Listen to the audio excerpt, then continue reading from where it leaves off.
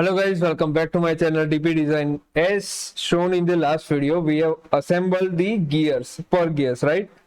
But in case of a rack and pinion assembly, what you should do? So just like that, you can open your toolbox and import the rack over here, and you can just apply the parameters whatever you have. Let's say I am having a four of module. Module value is 4, pressure angle is 14.5. Make sure whenever you are creating the comparatively the spur gear, that should have the same parameters like a module of 4 and pressure angle. Okay, should be same. Face width I want to give the 20. Pitch height 30. Okay, it is very high. 20. Length you can apply it 200. Show teeth. Okay, I'm done with the, remember the 14.5. Okay, 4 and 40.5. Just like that, you can create the gear. Spur gear is there. Okay, which was a 4. Wait. 4. Module is 4. Pressure angle is 14. Okay, number of teeth I will reduce because I want less diameter. Okay, let's say 20. Okay, and it should be a 40. And hub diameter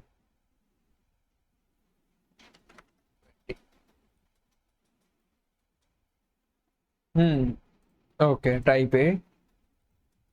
Nominal shaft diameter will be 12. Okay, for module teeth is 14, I think. Okay, done. I don't want another gear.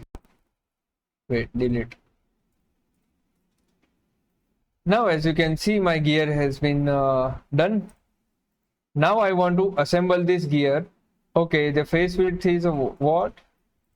It will not create the problem, but just for the accuracy, 20 was there, face width. Now I want to assemble these gears, right? And yeah, let's go. Let me first make this gear coincident to this gear. Okay, and yeah, it will come like this. I will create one sketch over here.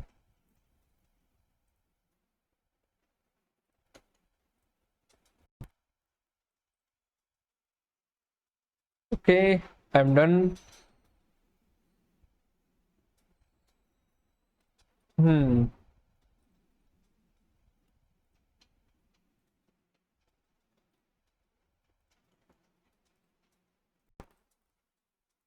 This and this face should be a concentric.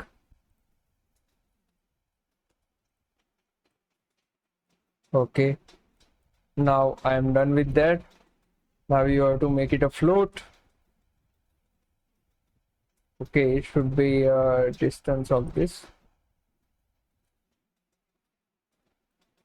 Okay, I want to hide this sketch for now. And yes, you can apply the center distance between those 1 and 2. Okay, you can apply the center. It will automatically create the centers wherever you are setting up, but you can just okay, this time. Okay, done. This one. Okay, minimum distance. Okay, done. Now I am done with that. Okay, but made this and this should be constant. Okay, done. Now any okay, this and one plane should be a parallel. Okay, now as you can see,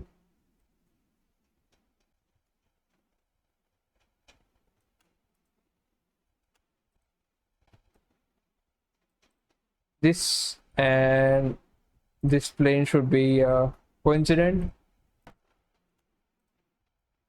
Okay, now I'm done with that. I have set it up this.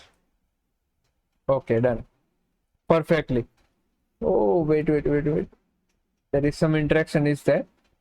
No problem. You can just go to the mates distance mate and apply the distance of 40 mm. Okay, it is 41.5. I think it will create a no. Okay, little bit more. You can take reference of tooth cuts. I'm not going into that. In the last video, I have showcased that. So you can just use the tooth cut and apply the distance. Right.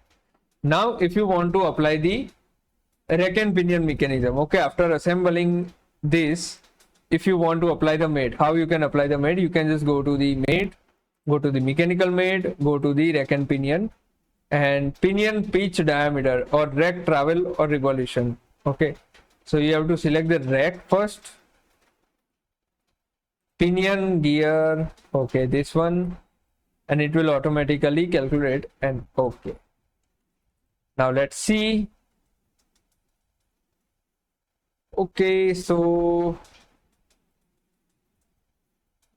there is some issue in giving the rack and travel. Okay, so rack and travel.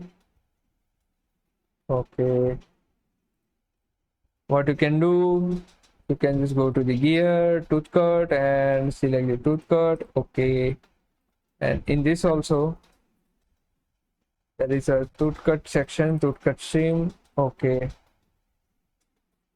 there is that. Oh, so you can use this PCD as reference to make the accurate travel. So that's how it will create the assembly properly in the rack and pinion mechanism. So that's how you can give the just like we have did in last video for the spur gears. You can use the PCD of the gears. So your assembly will be very easy, right, and very accurate.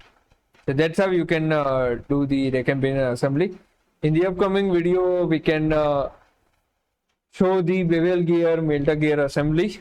Okay, and also we will showcase the automatic gearbox after this learning Solidworks session. We will give the more advanced exercise, right? So till then, thank you so much for watching the videos. Keep sharing, keep loving, and keep learning. Okay.